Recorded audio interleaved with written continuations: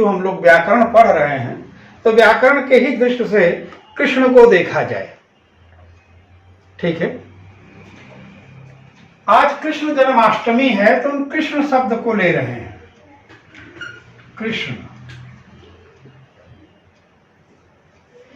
सबसे पहले हम आपसे पूछना चाहेंगे, कृष्ण संज्ञा है या विशेषण? ये कृष्ण जो है वो संज्ञा है या विशेषण? दूसरा कि कृष्ण का संधि विच्छेद क्या है और इस कृष्ण का मतलब क्या है। तीन विषय पर हम लोग बात करेंगे। ये संज्ञा है या विशेषण? तो सबसे पहला चीज कि हम इसका विच्छेद करते हैं, वो ये स्पष्ट करेगा कि ये संज्ञा में जा रहे हैं या भी विशेषण में जा रहे हैं। तो कृष्ण का अगर हम संधि विच्छेद करेंगे तो क्या हो जाएगा? कृष प्लस कृष प्लस न, कृष प्लस न। तो री रस नियम क्या बता रहा है यहां पर कि यदि री र श के बाद न आएगा तो ए न ण बन जाएगा। तो यहां पर देखिए श है, ये श होने के कारण न ण बन गया और क्या बन गया? ये कृष्ण। इनका विच्छेद हुआ। अब आइए इसका मीनिंग देखते हैं। कृष्ण माने क्या होता है? खींचना। और न माने क्या हुआ? नहीं, यानी खींचना मतलब कर्षण, कर्षण नहीं। इसका क्या मतलब हुआ? कृष्ण का जो शाब्दिक अर्थ आ रहा है, वाच्यार्थ जो प्रकट हो रहा है, वो वाच्यार्थ कह रहा है कि भाई जो खींचा हुआ नहीं है, जिसका कर्षण नहीं हुआ, वो कृष्ण है। तो कर्षण का क्या मतलब हुआ? कृष्ण के साथ इस तरह का प्रक्रिया होने का क्या औचित्य है? कहां से उनका नाम कृष्ण पड़ा? ये इसी प्रक्रिया के अंतर्गत इनका नाम कृष्ण पड़ा, क्योंकि इनसे पहले जो इनके भाई थे, क्या नाम है उनका? बलराम। ये बलराम जी कृष्ण हैं। बलराम जी क्या है मित्र? कृष्ण। और ये क्या है? कृष्ण। आप लोगों को कथा अच्छे से मालूम होगा कि कंस की बहन देवकी विवाहोपरांत जब अपने पति के साथ अपने घर जा रही हैं, कंस उनको छोड़ने जा रहा है, तो आकाशवाणी होती है कि आठवां पुत्र, देवकी का आठवां पुत्र, हे कंस तुझे मारेगा, जिस बहन को इतना प्यार करते हो तुम, फला भला भला भला सारी कहानी का। अब यहां पर आता है सवाल कि आठवां पुत्र, तो आठवां पुत्र तो गिनती से आता था, लेकिन नारद ने अपना काम कर दिया। नारद ने वृत्त बनाया, यूं वृत्त बना दिया, यूं वृत्त बना करके 1 2 3 4 5 6 7 8, अब कंस को गुमराह कर दिए कि महाराज इसमें से आठवां कौन है? यहां से शुरू करोगे तो ये हो जाएगा, यहां से शुरू करोगे तो ये हो जाएगा, यहां शुरू करोगे तो ये हो जाएगा, यानी हर बच्चा आठवां हो गया। अब कंस को जब गुमराह नारद ने किया तो कंस हर बच्चे को मारने लगा। ये प्रक्रिया छठे बच्चे तक चली। जब देवकी को सातवां गर्भ आया तो उस गर्भ का कर्षण करके उसको पुनर्स्थापित किया गया वासुदेव के दूसरी पत्नी रोहिणी के गर्भ में। वो ट्रांसप्लांट हो गया वहां से। भ्रूण जो है, जो बलराम का भ्रूण था इनमें देवकी के गर्भ में, उसका कर्षण करके और वासुदेव की दूसरी पत्नी रोहिणी के गर्भ में स्थापित कर दिया गया। तो कृष्ण हो गए। लेकिन कृष्ण जो हैं वो देवकी के ही गर्भ से प्रकट हुए अर्थात उनका कृष क्रिया नहीं हुई, इसलिए कृष्ण। ठीक है मित्र, तो कृष्ण की स्थिति में भगवान कृष्ण की यहां उत्पत्ति होती है। आज उन्हीं का मंगल दिवस है। हम सभी भारतवासी आनंदमय हैं। कारण कि हमारा अस्तित्व क्या है? जो हमारा इतिहास है। बिना इतिहास का कोई व्यक्ति बड़ा नहीं होता। तो जो मेरे इतिहास में महान हैं उनके लिए हम सभी नतमस्तक हैं। भगवान कृष्ण की श्रद्धा करते हैं, उनकी भक्ति करते हैं और पूरे जगत की कामना, जगत के कल्याण की कामना करते हैं। सर्वे भवन्तु सुखिनः, सर्वे सन्तु निरामय, सर्वे भद्राणि पश्यन्तु मा कश्चित् दुःख भाग् भवेत्। ये हमारी भारतीय मनीषा है, भारतीय उद्घोष है। भारत ही और भारतीयता ही एक ऐसी संस्कृति और देश है जो विश्व कल्याण की कामना करते हैं। अयम निजः परो वेति गणनाम लघुचेतसाम उदार चरिताणाम वसुधैव कुटुंबकम। हमारी संस्कृति पूरी वसुधा को अपना परिवार मानती है और उसमें क्या करती है? आत्मवत सर्वभूतेषु, मात्र मानव जाति या मानव समाज को ही नहीं, सर्वभूतेषु सभी जीवों को आत्मवत अपने समान मानो और अहिंसा परमो धर्म का नारा देकर हर जीव को अभय दान दिया। ये नहीं कि सिर्फ उनको जीने का ही पूरा अधिकार दे दिया, अभय दान दिया, ना ना ना ना ना, ससम्मान जीने का अधिकार दिया। हमारी संस्कृति में प्रत्येक जीव को मात्र जीने का ही अधिकार नहीं है, ससम्मान जीने का अधिकार है। इवन जो घटिया से घटिया जीव है, कौवा है ना, वो भी हमारे यहाँ क्या है? पितृ माना गया। बैल भगवान शंकर की सवारी मानी गई। सांप बिच्छू ये भी भगवान शंकर के श्रृंगार माने गए। शेर मां भगवती का वाहन है। कछुआ विष्णु जी हैं। मछली विष्णु जी हैं। सुअर वो भी विष्णु जी हैं। चूहा वो भी विष्णु जी हैं। घड़ियाल वो भी मां गंगा की सवारी है। हंस मोर, कोई ऐसा जीव नहीं है मित्र जिस जीव को मात्र जीने का ही नहीं, ससम्मान जीने का अधिकार हमारी संस्कृति देती है। और जिन महापुरुषों से यह संस्कृति प्राप्त हुई है उस महापुरुषों में भगवान कृष्ण का एक उच्च स्थान है। अतः आज उनका जन्मोत्सव है। हम सभी उनके श्रद्धा पूर्वक उनके इस जन्मोत्सव पर उनके सामने नतमस्तक हैं, श्रद्धावान हैं और पूरे अपने मानव जाति के कल्याण की उनसे कामना करते हैं। धन्यवाद मित्रों। अब हम आते हैं अपने विषय पर। आज हम लोगों का विषय है, आज हम लोगों का विषय है वृद्धि संधि। वृद्धि संधि, इसका विच्छेद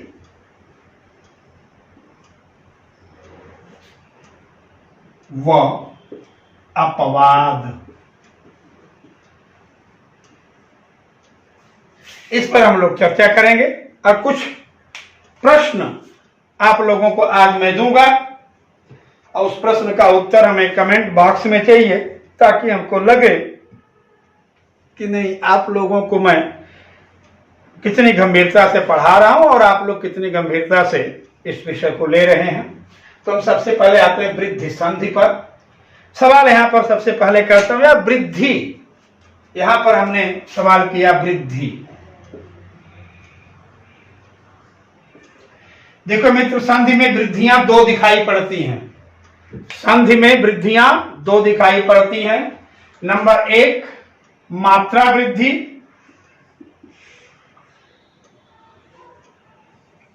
और नंबर दो स्वर वृद्धि।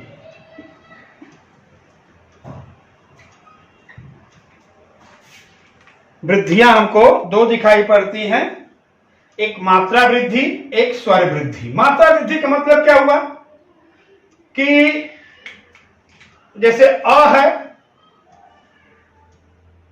अ क्या है? एक मात्रिक है, अ एक मात्रिक है। हमने आ कर दिया, आ क्या हो गया? द्विमात्रिक हो गया। तो एक मात्रिक से द्विमात्रिक करना यानी मात्रा वृद्धि करना। इसी तरह से ई, ये भी एक मात्रिक है और इसको हमने बड़ी ई कर दिया, ये क्या हो गई? द्विमात्रिक हो गई। इसी तरह से ऊ, ये भी एक मात्रिक है और इसको हमने यहां कर दिया तो ये द्विमात्रिक हो गया। तो वृद्धि दो दिखाई पड़ती है, एक मात्रा वृद्धि और एक स्वर वृद्धि। तो जो मात्रा वृद्धि है, इस मात्रा वृद्धि को ही हम क्या कहते हैं? दीर्घ संधि। ये दीर्घ संधि है मित्रों। मात्रा वृद्धि क्या है? दीर्घ संधि। अब आते हैं कहां? स्वर वृद्धि। इस स्वर वृद्धि क्या है ये जानिए। हमने अ प्लस ए बनाया था आई। अब आप ये देखिए, इस ए में, क्योंकि ये को अगर मैं तोड़ूंगा तो क्या निकलेगा? अ प्लस ई। तो एक अ तो पहले से ही इसमें है और एक अ हमने ये जोड़ दिया। अब इसमें क्या हो गए? दो अ हो गए। यहां हम तोड़ देते हैं, ए को तोड़ेंगे तो क्या निकलेगा? अ प्लस ई बराबर आई ए। और आई को तोड़ेंगे तो क्या निकलेगा? अ प्लस ई। क्योंकि देखिए अ और ई जुड़ेगा तो ए बनेगा, प्लस अ जुड़ गया तो आई बन गया। ठीक दोस्त। अब इस अ में एक ही अ है और इस आई में दो है, एक से अधिक है। यही वृद्धि संधि कहलाती है। ये जो सिस्टम देख रहे हैं यह वृद्धि संधि कहलाती है।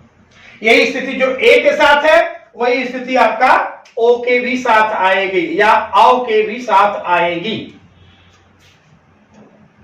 तो अब हम ये जो प्रक्रिया है, इस प्रक्रिया को हम क्या कहेंगे? पूरे को वृद्धि संधि।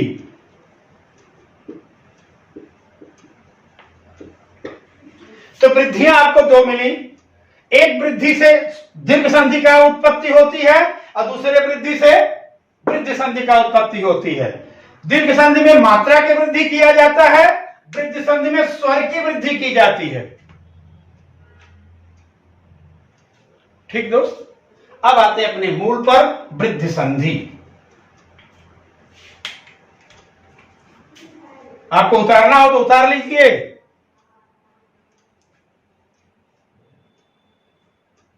क्योंकि ये वो चीजें हैं जो आपके डाउट्स को क्लियर करते हैं। ये कोर्स कवर नहीं करती है, आपके माइंड कवर करती है। जितना हम आपको ये लेक्चर दिए हैं उतनी देर में हम स्वर संधि का दो ठो उदाहरण परिभाषा देकर के पार कर देते। यहां पर उनकी परिभाषा लक्षण दे देते, दो ठो उदाहरण आपको देकर के क्लियर कर देते। लेकिन ये जो कंसेप्ट मैं आपको दे रहा हूं, ये कंसेप्ट अगर आपके दिमाग में रहेगा तो किसी भी तरह के डाउट्स में आपको उलझने नहीं देगा। आप इसको उतार लिए होंगे। अब आइए हम लोग अपने मूल विषय पर पहुंचते हैं।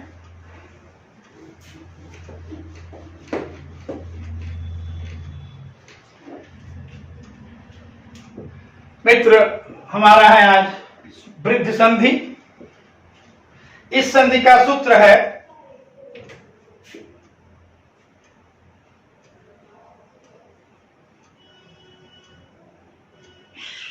वृद्धि रेचि। वृद्धि रेचि। अब इस अगर वृद्धि रेच को आप ध्यान से देखेंगे तो क्या हो जाएगी? ये वृद्धि एच।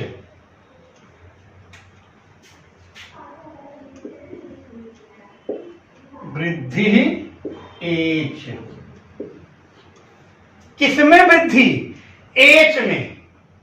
किसमें वृद्धि? एच में। अब ये एच क्या है, ये एच क्या है? आप लोगों को बोला था कि यहां पर जो लिख रहा हूं उसको बार बार आप लोग ध्यान में रखिएगा। हमने यहां लिखा था अ ई उ ड़ री ऋ क ए अ ई उ ड़ री ऋ क ए ओ ग आई औ च। अब ये कह रहा है एच वृद्धि एच, एच में वृद्धि करना। एच कहां है, एच कहां है? ए ओ आई औ, यही है ना, ए ओ आई औ। तो अब यहां पर क्लियर हो जाएगा क्या, अत वृद्धि। अत वृद्धि, अत माने अ की वृद्धि कहां करना है, एंग यानी गुण में, बराबर क्या हो जाएगा, वृद्धि हो जाएगी। अगर इनका आप उस पर कर रहे हैं तो क्या अवर्ण प्लस गुण बराबर वृद्धि, अवर्ण प्लस गुण बराबर वृद्धि। अब वृद्धि कैसे हो रहा है, गुण में कौन कौन स्वर आएंगे, एंग गुणा एंग, ये आपका गुण है यानी ए और ओ। इसमें क्या करेंगे हम, अत अ, या इसको अवर्ण भी कहते हैं। ये आ गया, अब वृद्धि हो गई, क्या हो गए ये आए, ये क्या हो गए औ। ठीक मित्रों, ये दोनों चीजें आपके सामने आ गई हैं, यानी अत प्लस एच बराबर वृद्धि। ये आपका वृद्धि रेच का व्याख्या हो गई आपके सामने। अब इसके बारे में आते हैं वृद्धि रेच में। अब आप संधि रूप क्या होगा इसका, संधि मैं लिख देता हूं, उसको आप उतार लीजिए। कह रहा है कि यदि पूर्व पद के अंतिम वर्ण में अ अथवा आ आए तथा उत्तर पद के प्रथम वर्ण में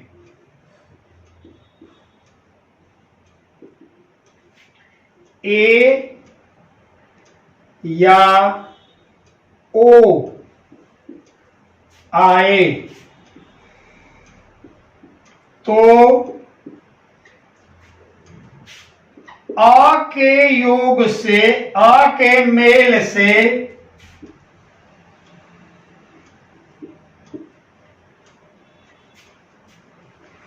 ए आय में,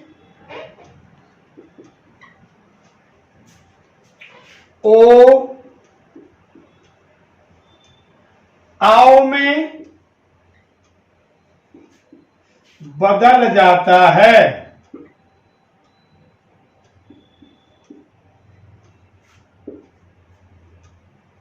यदि उत्तर पद में वृद्धि, वृद्धि का मतलब हुआ आय और आओ, वृद्धि पहले से ही है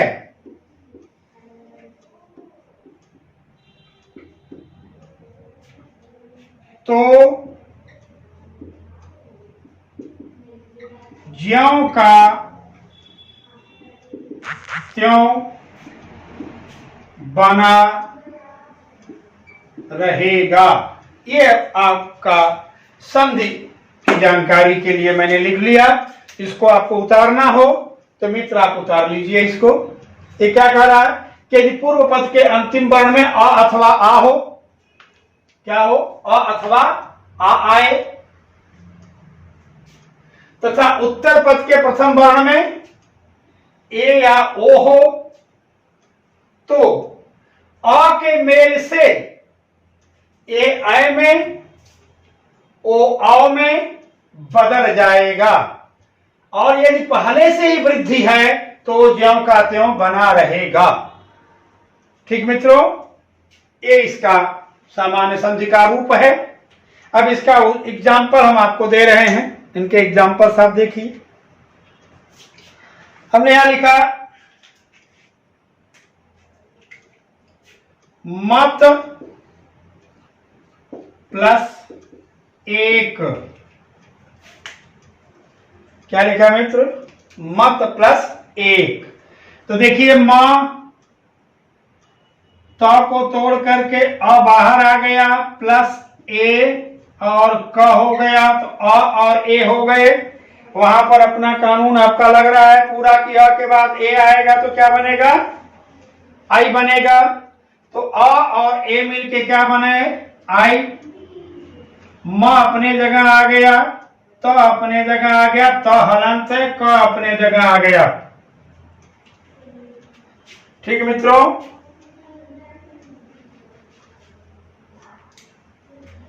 मां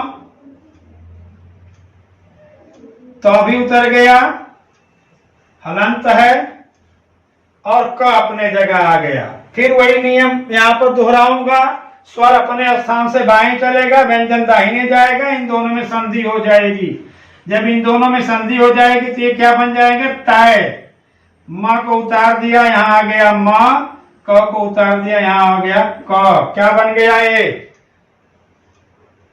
मतैक, है ना।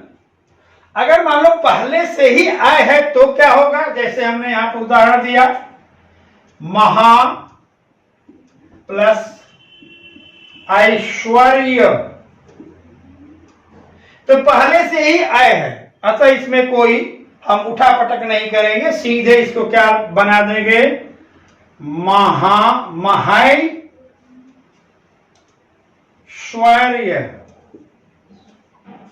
महेश्वर्य, आय का आय बना रहेगा, उसको हमको बदलने की आवश्यकता नहीं आएगी।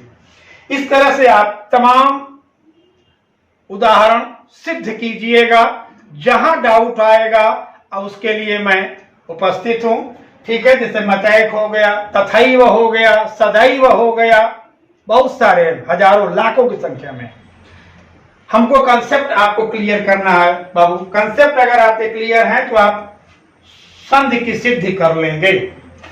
शब्द सिद्धि करने के लिए आपको, अगर जैसे कहते हैं ना कि मेरे घर का अगर एड्रेस आपके पास है तो आप चाहे जैसे आओ, कार से, बस से, पैदल, टेम्पो, ई रिक्शा, साइकिल, मेरे घर पहुंच जाओगे। लेकिन अगर मेरे घर का एड्रेस पता नहीं है तो हवाई जहाज से भी आओगे, नहीं पहुंच पाओगे। ठीक है, तो किसी भी विषय का अगर कंसेप्ट क्लियर है आपका पास तो उस विषय को चाहे जैसे मॉडलाइज कर सकते हैं आप। कितना हूं घुमा हुआ क्वेश्चन होगा उसको क्लियर कर लेंगे। लेकिन अगर कंसेप्ट आपके पास नहीं है तो रटे रटाए प्रश्न के अलावा कोई दूसरा प्रश्न या वही प्रश्न घूम गया तो आप आकाश की तरफ देखने लगते हो, एग्जामिनेशन हॉल में आपके हाथ रुक जाते हैं। तो कंसेप्ट पर ध्यान दीजिए। अगर कंसेप्ट क्लियर करेंगे तो ये तो हजारों लाखों शब्द सिद्धियां स्वयं खेल खेल में आप बना लेंगे। अब आते हैं हम ए वाला देख लिए, ओ वाला भी देख लेते हैं, तब हम थोड़ा चलेंगे इसके डाउट्स पर, अरे अपवाद पर। ओ को देखते हैं। हमने यहां लिखा मान ओघ। अब देखिए मित्र, इसमें अ है, यहां ओ है, दोनों मिलके क्या बन जाएंगे, आओ। इस न का अ निकल गया है, अतः ये वाला न यहां पर आधा आएगा और म अपने जगह आ गया, और यहां क्या बचा, घ। ये हो गया प्लस न और औ मिलके क्या हो गया, नौ। म अपने जगह आ गया और घ अपने जगह आ गया, क्या बन गया ये, मनौघ।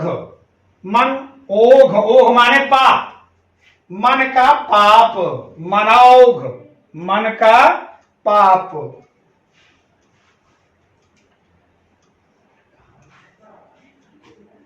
अब आइए मित्र, औ को भी देख लो कि अगर औ पहले से ही है तो क्या होगा, जैसे हमने यहां लिखा वन, वन औषधि। अब जो औ पहले से ही है, वृद्धि अपने स्थान पर है, अतः क्या हो जाएगा, वनौषधि।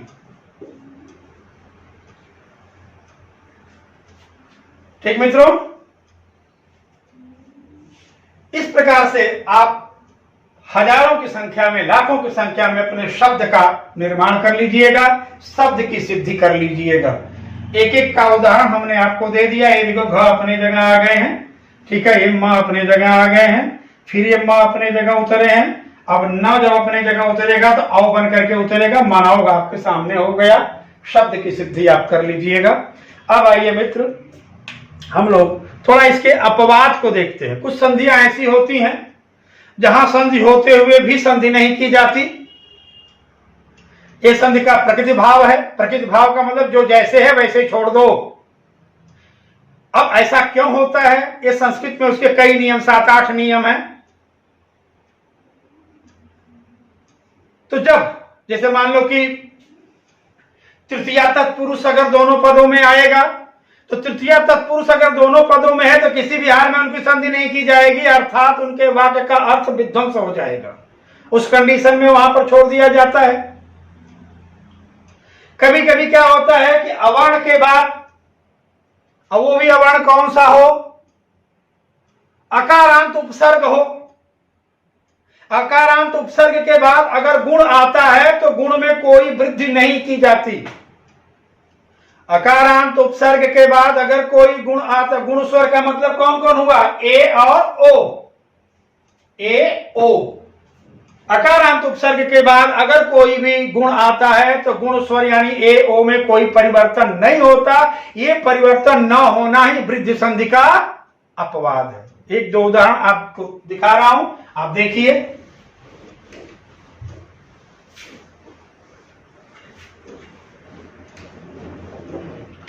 जैसे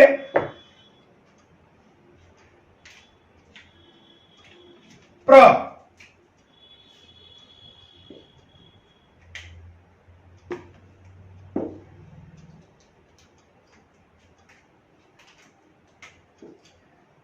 प्र एजते। देखिए प्र में अ है तो आप कह सकते हैं कि सर अ प्लस ए बराबर आई, ये क्या है, वृद्धि है, वृद्धि संधि है। तो यहां पर क्यों नहीं हो रही है वृद्धि संधि, क्योंकि प्र प्लस ए जते, ठीक है, ये क्या हो जाएगा, प्रे जते। इसमें कोई भी किसी भी तरह का कोई परिवर्तन नहीं हुआ, जैसे हैं वैसे ही ये अपने रूप में प्रस्तुत हो रहे हैं, क्योंकि ये अकारांत उपसर्ग है, अवर्ण है। अवर्ण के बाद क्या आ गया है, गुण आया है। इस अवर्ण के बाद अगर गुण आ रहा है तो इसमें दीर्घ होते हुए भी दीर्घ का विधान नहीं होगा, और इस दीर्घ का विधान न होने से ये क्या हो जाएगा, वृद्धि संधि का अपवाद हो जाएगा। इसी तरह से दूसरी संधि है उप ओषति। उप ओषति बराबर क्या हो जाएगा, ये उपोषति। देखिए यहां पर भी गुण दिख रहा है, और वृद्धि होने की पूरी संभावना है, वृद्धि संधि हो सकती है, लेकिन वृद्धि संधि करने से इसके अर्थ का सत्यानाश हो जाएगा। अतः यहाँ संधि का आवश्यकता, अरे संधि का औचित्य दिखते हुए भी संधि नहीं किया गया, अतः यह भी क्या है, दीर्घ संधि का एक अपवाद है। ठीक मित्रों, आगे है उपएलयति। उपएलयति, ठीक है मित्रों, यहां देखिए अ प्लस ए बराबर आई होना चाहिए, लेकिन नहीं हुआ। क्या हो गया ये, उपेलयति।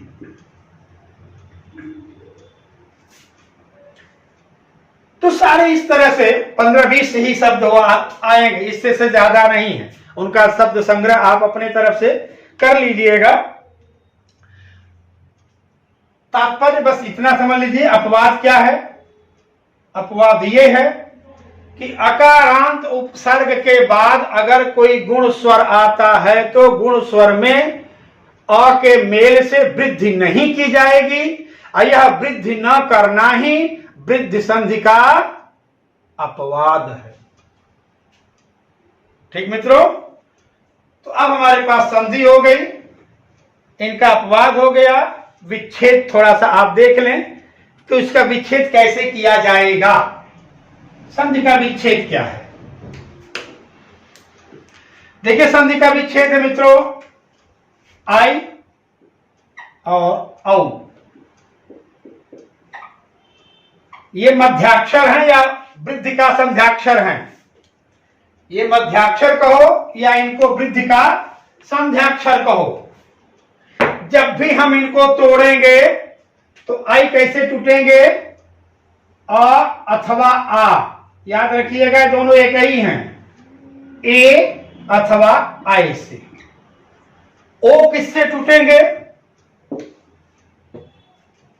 ओ, ये मध्याक्षर हैं। आओ को तोड़ने के लिए हमें क्या चाहिए, अ अथवा आ, ओ अथवा औ।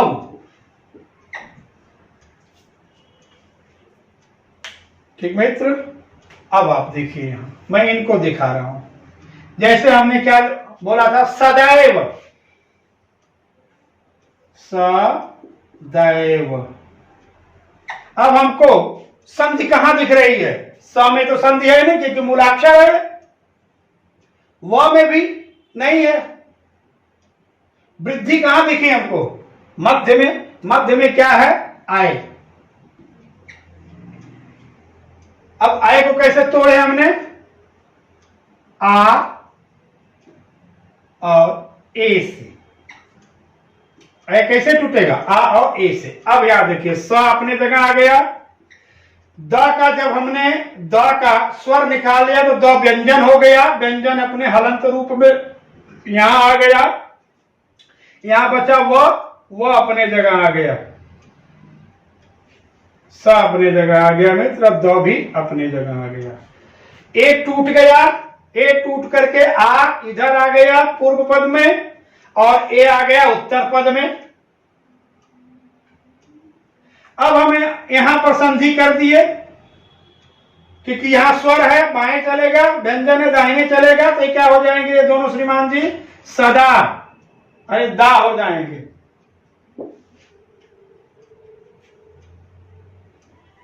दा, स को उतार दिया मैं, क्या हो गया यहां, सदा। इधर क्या बचा, एव।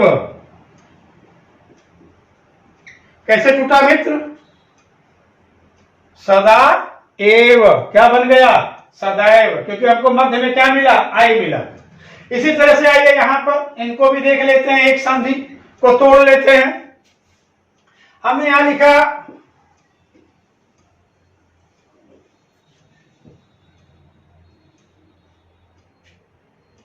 बनौषधि,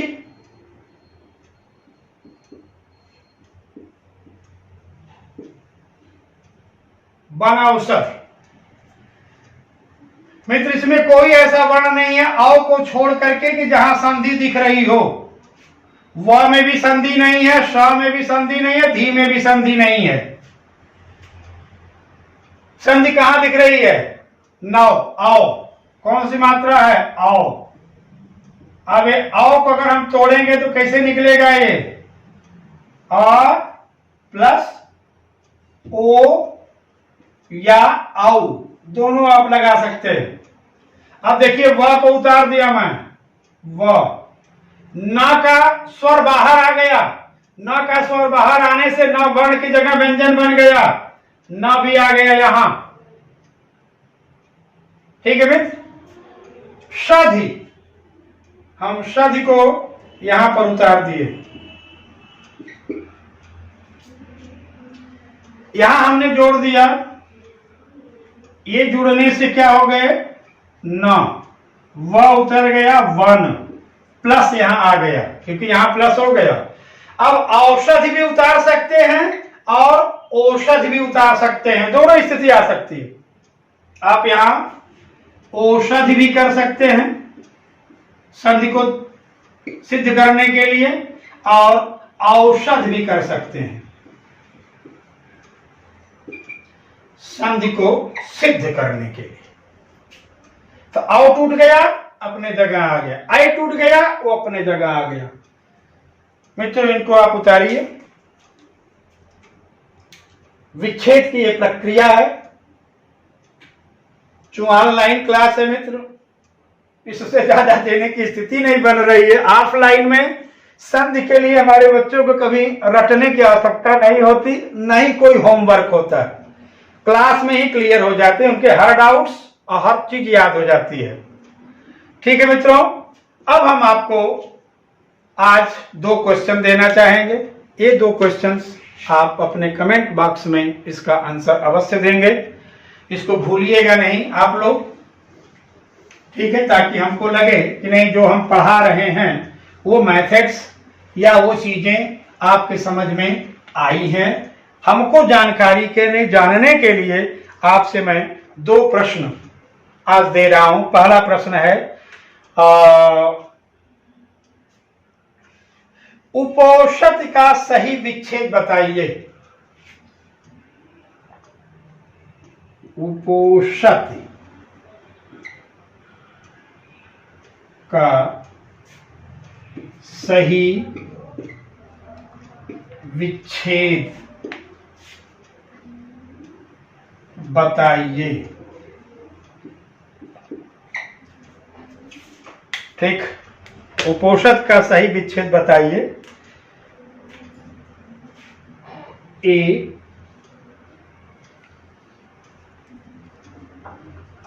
उप उषति, बी उप औषधि,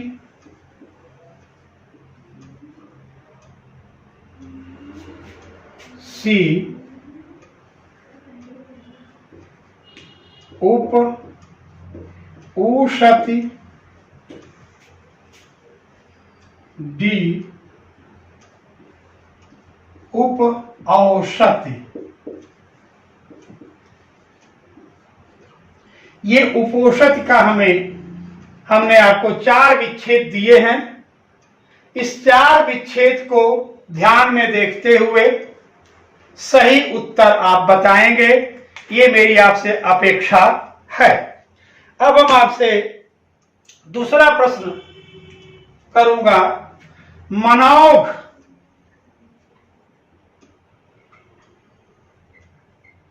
मनोग का सही विच्छेद बताएं।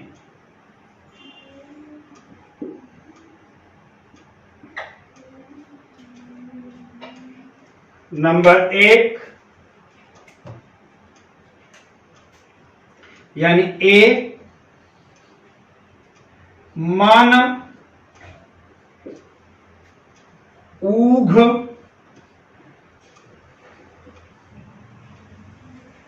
बी, मन ओघ सी, मन औघ डी कोई नहीं।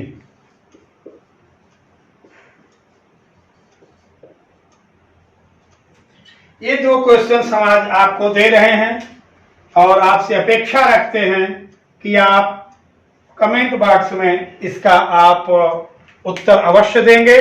और अगर कोई डाउट्स होगा तो आप कमेंट बॉक्स में पूछ सकते हैं। कुछ बच्चे कमेंट्स कर रहे हैं, बहुत अच्छा लग रहा है और मैं चाहूंगा कि वो थोड़ा और अपने कमेंट्स को बढ़ाएं, अपने डाउट्स को बढ़ाएं। हमें आप लोग ये मत बहुत अच्छा, बहुत बढ़िया, ये सब की आवश्यकता है, बुढ़ौती में लेके क्या करूंगा, अब घोड़ा तो चढ़ना नहीं है मुझे। हमें क्या चाहिए? हमें वो चीज चाहिए जिससे आपका लाभ हो रहा हो। यानी हम जो पढ़ा रहे हैं इस पर आप अपने डाउट्स हमसे पूछिए, हमारी प्रशंसा मत कीजिए।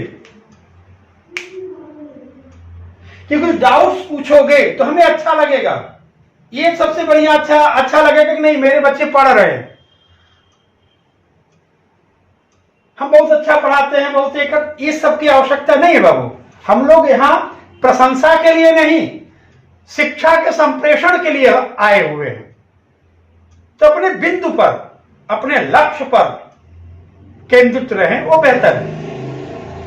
हम नाराज भी नहीं हो रहे हैं जो आप लोग हमारी प्रशंसा कर रहे हैं। प्रशंसा तो भगवान को भी प्रिय है, लेकिन उस प्रशंसा से ज्यादा मूल्यवान तार्किक, सारगर्भित और समय सापेक्ष है आपका डाउट्स। आप अपने डाउट्स हमारे सामने लाओगे, ठीक है? जितने डाउट्स लाओगे मैं उतना खुश भी होऊंगा और उतनी गहराई से इसको व्याख्यायित करूंगा, उसका आपको लाभ मिलेगा। तो यार जो खरीदने बाजार में गए वही खरीदा जाए ना, दूसरी चीज खरीदने से क्या फायदा? हम पढ़ने के लिए आए हैं तो पहले इसी चीज को क्लियर करें। ठीक बच्चों, मैं बिल्कुल आशा करता हूं कि आप लोग तन्मयता से पढ़ेंगे। आज के कृष्ण जन्माष्टमी की शुभकामना के साथ आज की क्लास समाप्त करता हूं। धन्यवाद।